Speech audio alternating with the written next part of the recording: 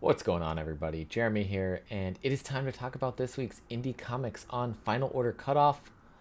That's going to be this coming Monday, January 30th, almost to the end of January already. We've had a lot of good books already hit shelves and a lot more coming up. So let's talk about it. I think I talked about this one last week already, but that is going to be from Image Comics, Black Cloak #2. Probably got pushed back a week, but Kelly Thompson and Meredith McLaren bringing us such an incredible book. I gave it a 10 out of 10 on review for issue #1. I haven't done a 10 out of 10 review in a while, and this one just feels like a world I want to spend so much time in, and I hope they get to tell this story for a while. But we've got a murdered prince, we've got hungry mermaids, vengeful queen, plentiful suspects, dead assassin, a dying black cloak.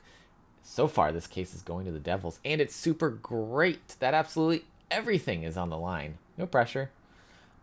It was just such an incredible first issue. It was like triple length, too, so lots of story crammed into that, and I love that. I love that Image has been doing a lot more of that recently.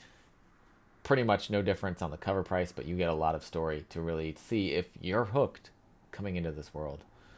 Also from Image on the cutoff this week is one I'm very excited about. This one's coming from Tim Seeley and Tony Fleece. Both doing writing, both doing art. Series premiere of Local Man. We've got once the star recruit of the media sensation super team 3rd Gen, Jack Xavier had it all. But when controversy sends Crossjack crawling back to his mom and dad's basement in the Midwest, Jack struggles to fit into a world he left far behind. And then the bodies start piling up. Each issue is a classic Image Comics flip book with a lead story drawn by Fleece and a superhero flashback into the depths of the Image universe drawn by Seeley. First issue contains 30 pages of story for only $3.99. Look, I was just saying, I love when they add a little bit more on that first issue to hook you, pull you in. This seems so good. It's rural crime noir and superhero action in one story. Sign up, get this one. At Tony Fleece, of course, from Stray Dogs fame, also has done a lot of work with My Little Pony. Tim Seeley's done everything. He's just been everywhere, especially lately, and I can't wait to see more. And we've had the return of Saga 61 that just released this last week, #62 on Cutoff this coming week, and if you not read this last issue yet, you're in for so much fun. I loved it. I'm so happy Saga's back, and the last page reveal tease, hope being injected into us. Brian K. Vaughan, if you do this and you don't follow through with it, you're in trouble. While Hazel and her family fight for scraps to survive, the rich and the powerful make their move. That is all we get for this issue. They really are pretty vague usually on Saga descriptions because there's a high chance of spoilers if they provide anything other than that. So that I am happy that they don't put more. Once Upon a Time at the End of the World, also on Cutoff. This one from Boom Studios. Jason Aaron writing this incredible story so far. Alexandra Tefenki on the artwork in this one. It's a 5-issue miniseries that's going to have a three-part story. So it's going to be a trilogy of 5-issue stories, and I think there's supposed to be a different artist on each arc. So we'll see what happens here. The Apocalyptics begin, but it isn't fun and games. The Wasteland Rangers won't let Maseo, a rival suitor for Mezzi, go without competing to the death. The stakes are high as Mezzi's close connection with the Rangers' chiefess is revealed, and Maseo seems out of his league. But there's more than one way to save someone. That's #4 for Once Upon a Time at the End of the World on Cutoff this coming Monday. Nature's Labyrinth #4 also on Cutoff. That's coming from Mad Cave Studios from Zach Thompson and Bailey Underwood. With a new layer introduced to the game, our contestants have even more deadly threats lurking in nature's labyrinth. While Jay makes her way through the barren desert, Nasir is awakened underneath the labyrinth itself, and he's not alone.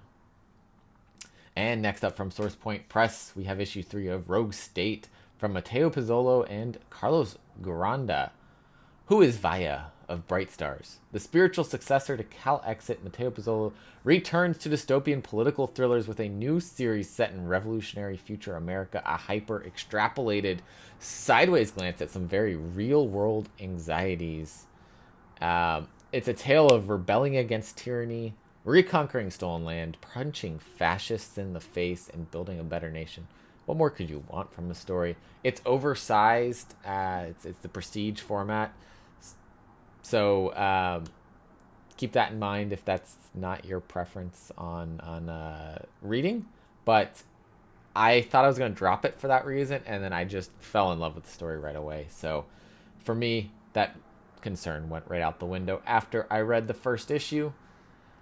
And last on FOC this week, we've got from Aftershock Comics, The Vineyard. Issue number 4 from Brian Hawkins and Sammy Cavella. Adonis attempts to carry out the final sacrifice to Dionysus as Sophia and Marantha race to stop him, while Didash's belief overwhelms the family, and there's no turning back when family values collide violently with otherworldly obligations. Got in front of me number 3 right here. This dropped this last week finally after a big break because of Aftershock issues. Hopefully for the creators, again, I say this every time, hopefully that means they're going to start getting paid again, because it's just not good if they're not. But I really want to support this book from Brian, so that's why I'm still picking up this one. There's a couple creators out there that are putting stuff out through Aftershock that I am hoping to see compensated, because they're great creators and they deserve it. But we will see. News-wise, I haven't heard anything about any of this anymore, but I'm hoping that means we'll hear something soon about the situation. Vineyard, I believe number 4 will be the last issue, so this will wrap it up here.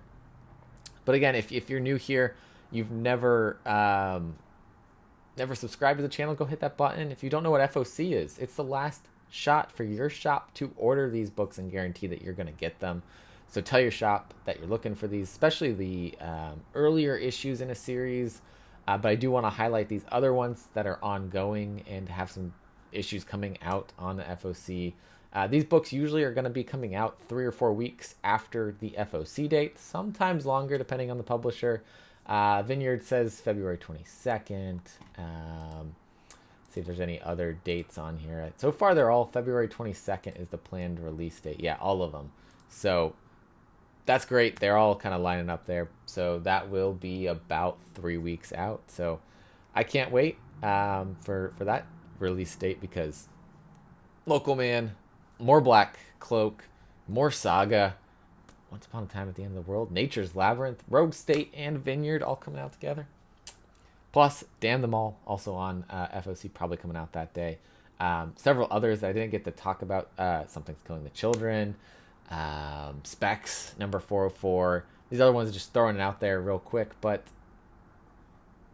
you guys have heard me talk about them a lot, and so once they get too far into the series, I try not to highlight them as much on FOC, but highlight them more on the top picks day. So keep that in mind as you look forward, but always go over to the Previews World website, check out the catalog tab at the top, and go to Final Orders Due.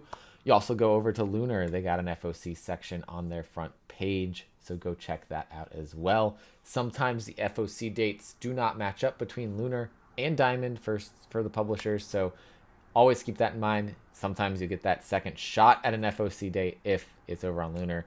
For the purpose of these videos, I stick to talking about the Previews World ones. So that's it for today. As always, collect what you love. See you next time.